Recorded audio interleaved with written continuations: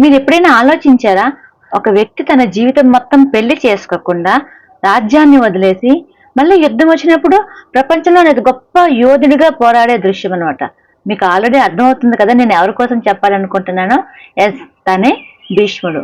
ఈరోజు మనం భీష్ముడి కోసం తెలుసుకుందాం. మీకు తెలుసా భీష్ముడికి అసలు ఆ పేరు ఎలా వచ్చిందో? నేను చెప్తాను, వినండి. భీష్ముడి తండ్రి శాంతనుడు, ఆమె తల్లి గంగాదేవి. శాంతనుడు హస్తినాపురానికి రాజు. శాంతనుడు ఒకరోజు నది ఒడ్డున వెళ్ళేసి గంగాదేవిని చూస్తాడు, ఇష్టపడేసి పెళ్లి చేసుకుందామని అడుగుతాడు. అప్పుడు దానికి గంగాదేవి ఆయనకి ఒక షరతు పెడుతుంది. పెళ్ళైన తర్వాత నేను ఏం చేసినా కూడాను మీరు అడగకూడదు అని అంటుంది. సరే అని ఆ షరతుకి ఒప్పుకుంటాడు శాంతనుడు. ఒప్పుకున్నాక పెళ్లి చేసుకుంటారు. పెళ్లి చేసుకున్న తర్వాత వాళ్ళకి సరి పిల్లలు పుడతారు అనమాట.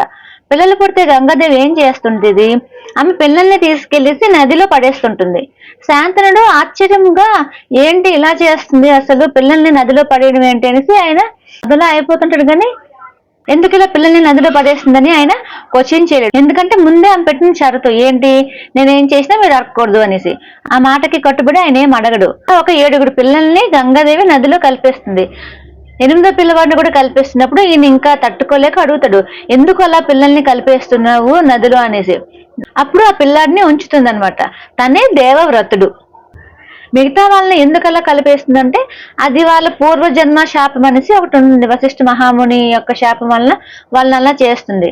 ఈ దేవవ్రతుడికి గంగాదేవి దేవతలకే గురువు అయినటువంటి బృహస్పతి వాళ్ళతోని మొత్తం విద్యా బుద్ధులన్నీ నేర్పిస్తుంది. బృహస్పతి, పరశురాముడు, వశిష్ఠ ముని ఇలాంటి వాళ్ళ దగ్గర తనకి మొత్తం అన్ని విద్యల్లో కూడా ప్రావీణ్యం పొందేసి ఒక సరైన సమయానికి శాంతనుడికి తెచ్చి ఇస్తుంది. అప్పటి నుంచి దేవవ్రతుడు రాజకుమారుడుగా బ్రతుకుతాడు. దేవవ్రతుడు చిన్నప్పటి నుంచి చాలా తెలివైన వాడు. ఆయుధ విద్యలోనే అపారమైన ప్రావీణ్యం సంపాదించాడు. యుద్ధ కళలు, తర్వాత ధనుర్విద్య వీటన్నిటిలో కూడా చాలా అద్భుతంగా రాణించేవాడు. అప్పటికే ఆ రాజ్య ప్రజలు ఏమనేవారంటే, ఈ పిల్లాడు కానీ పెద్ద అయితే సాధారణ మనిషి కాడు, వీడు అద్భుతమైన శక్తిగా మారిపోతాడనేసి వాళ్ళు ఫిక్స్ అయిపోయారు. మరి ఇంత అద్భుతమైన శక్తి కలిగిన ఇతని జీవితాన్ని మార్పు తిప్పిన సంఘటనలు ఏంటి తెలుసా? కొన్ని సంవత్సరాల తర్వాత శాంతనుడికి ఒక అందమైన అమ్మాయి కనిపించింది. తను అమ్మాయి మీద మనసు పడ్డాడు, ప్రేమించాడు అనమాట. తన పేరు సత్యవతి. అయితే తనకి చెప్పాడు, ఇలా నేను ఇష్టపడ్డాను, మనం పెళ్లి చేసుకుందాం. అంటే అమ్మాయి నేను మా నాన్నని అడగాలి అంటే సరే పద అనేసి వాళ్ళ నాన్నని అడుగుతాడు. వాళ్ళ నాన్న దగ్గరికి అడిగినప్పుడు ఆయన ఒక విచిత్రమైన షరతు పెడతాడు. అదేంటంటే, మీ సింహాసనం మీద నా పిల్లలు వాళ్ళ పిల్లలు వాళ్ళే సింహాసనం అధిష్ఠించాలి గాని దేవవ్రతుడు సింహాసనం అధిష్ఠించకూడదు. ఈ షరతుకి నీకు ఇష్టమైతే నా కూతుర్ని నీకు ఇచ్చి వివాహం చేస్తాను అని చెప్తాడు. ఆ షరతు వినగానే ఇంకా శాంతనుడికి ఏం మాట్లాడాలో ఏం చేయాలో ఏం అర్థం కాలే. ఎందుకంటే కుమారుడిని అలా అన్యాయం చేసి నిర్ణయం తీసుకోవడం చాలా తప్పుగా ఉంటుంది కదా. సో అతను ఇంకా ఏమనకుండా మౌనంగా ఉండిపోతాడు అనమాట. ఈ విషయం ఎలాగాలో మన దేవవ్రతుడికి తెలుస్తుంది. ఇది తెలుసుకున్న దేవవ్రతుడు చాలా బాధపడతాడు. తండ్రి బాధని చూడలేక చాలా బాధపడి అతను సత్యవతి వాళ్ళ తండ్రిని కలవడానికి వెళ్తే అతను మళ్ళీ ఈ షరతు చెప్తాడు. అప్పుడు భీష్ముడు తీసుకున్న నిర్ణయం అసలు చరిత్రలో నిలిచిపోతుంది అనమాట. తను ఏం చెప్పాడంటే, తను అప్పుడు ఒక ప్రతిజ్ఞ చేస్తాడు.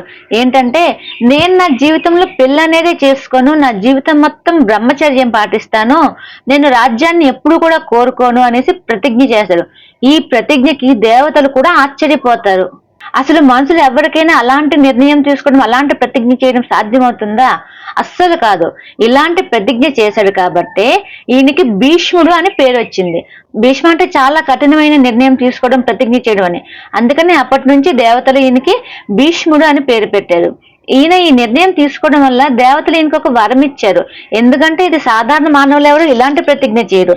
తన జీవితం గురించి తను కొంచెం కూడా ఆలోచించకుండాను మొత్తం జీవితం మొత్తాన్ని ధారాదత్తం చేసేసినట్టు, త్యాగం చేసినట్టు చేశాడు. కాబట్టి ఒక వరం ఇస్తారు. అదేంటంటే ఇచ్ఛా మరణం. అంటే ఈయనకి నచ్చినప్పుడు ఈయన అనుకుంటే మాత్రమే చావు ఆయన దగ్గరికి వస్తుంది. ఎవరైనా చంపాలని చూసినా ఇంకే విధంగా కూడా ఆయన చనిపోదు. తన మనస్సులో నేను చనిపోవాలి అనుకుంటేనే చనిపోతాడు. ఈ వరం అనేది ఈ ప్రతిజ్ఞ చేయడం వల్ల దేవతలు భీష్ముడికి ఇస్తారు. అప్పటి నుంచి ఆయన పేరు భీష్ముడిగా మారుతుంది. ఇంత పెద్ద త్యాగం ప్రతిజ్ఞ చేస్తారు కదా, కానీ ఇది మొదటిది మాత్రమే. ఇలాంటివి ఇంకెన్నో ఆయన చేస్తారు.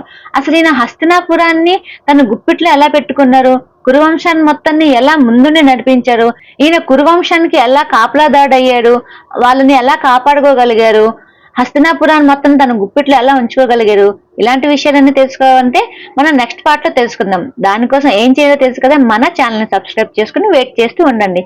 Thank you for watching.